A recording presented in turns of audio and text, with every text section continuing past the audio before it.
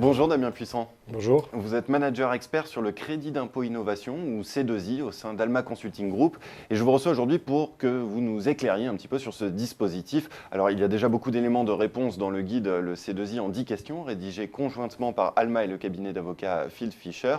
Mais pour commencer, est-ce que vous pouvez nous dire qui est concerné par ce C2I ?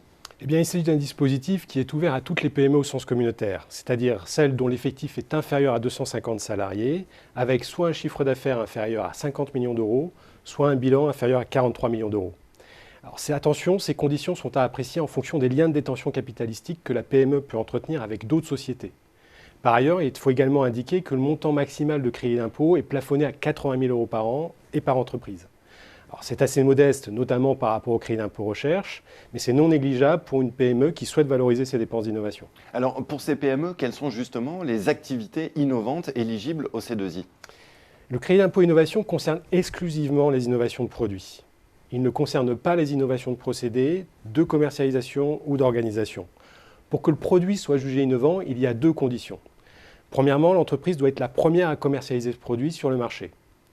Et puis la seconde condition, ce produit doit se distinguer des produits existants par des performances supérieures sur le plan soit technique, soit de l'éco-conception, ou encore de l'ergonomie, ou bien sur le plan de ses fonctionnalités. D'ailleurs, le crédit d'impôt innovation n'est accordé que s'il y a une phase de conception de prototype ou d'installation pilote. Mais comment peut-on être sûr de la supériorité des performances du produit ? Est-ce à l'entreprise de le prouver ? Absolument. La performance doit être observable et mesurable. Et c'est à l'entreprise de le démontrer en réalisant par exemple une série de tests. Elle doit aussi pouvoir prouver la supériorité des performances par rapport aux produits existants. Pour cela, elle peut se servir de ses propres documents comme les études de marché ou de documents publics comme les catalogues ou les brevets. L'entreprise peut aussi s'appuyer sur des documents sectoriels comme ceux des syndicats professionnels ou encore les descriptifs techniques des produits d'autres entreprises. Est-ce que vous auriez un exemple pour que l'on comprenne bien qui peut demander le C2I et comment ? Alors prenez une entreprise dans le secteur de la céramique. Elle veut créer une nouvelle gamme de produits de cuisson, poêles, casseroles. Cette nouvelle gamme de produits serait composée d'un nouvel alliage de céramique censé présenter des performances supérieures sur le plan technique, à savoir une meilleure résistance à la température et plus léger. L'entreprise a réalisé une étude de marché et dispose des spécifications des produits de ses concurrents. Avant de fabriquer ces produits, elle réalise des maquettes pour tester ses performances et vérifier qu'elles répondront effectivement aux revendications commerciales.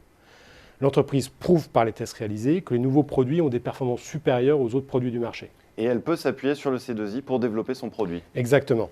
Car elle a développé de nouveaux produits présentant des performances techniques améliorées par comparaison avec les produits présents sur le marché. L'entreprise a fabriqué des prototypes non vendus et effectué des tests permettant de prouver que les performances techniques étaient bien atteintes. Est-ce que le crédit impôt recherche peut venir compléter le C2I ? Est-ce qu'il y a une complémentarité possible ? Oui, mais c'est à l'entreprise de démontrer que ces travaux apportent des progrès scientifiques et techniques par comparaison avec l'état de l'art.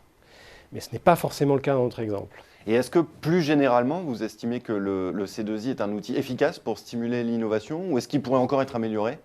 Alors bien évidemment, même si ce dispositif peut encore être amélioré, il reste un outil efficace pour stimuler l'innovation des PME. À mon sens, je vois trois axes d'amélioration possibles. Le premier, ce serait d'aligner le taux de calcul du crédit d'impôt d'innovation sur l'assiette de dépenses éligibles, qui est aujourd'hui de 20%, sur celui du crédit d'impôt recherche, qui est de 30%, alors tout en baissant l'assiette de dépenses éligibles aux alentours de 270 000 euros, contre 400 000 aujourd'hui, pour rester à enveloppe constante, car il faut préserver le budget de l'État. Et cela permettrait de rassurer les entreprises qui craignent très souvent de voir requalifier leurs travaux de recherche valorisés au titre du CIR en dépenses d'innovation avec un taux inférieur. Quant à l'assiette, elle pourrait être élargie. C'est le deuxième axe d'amélioration. Par exemple, je vous parlais il y a un instant des études de marché pour prouver la supériorité technique du produit innovant. Eh bien, l'assiette pourrait être élargie à ces dépenses qui sont indispensables. Enfin, je vous disais que seules les innovations de produits étaient éligibles. Le troisième axe d'amélioration pourrait donc être l'extension du dispositif aux innovations de process et de services. Car aujourd'hui, à l'heure où la France est en retard dans la robotisation de ses procédés par exemple, l'appareil productif a un besoin permanent d'amélioration pour être compétitif. Eh bien Damien Puissant, merci pour cet éclairage sur le C2I. Merci. Merci à vous.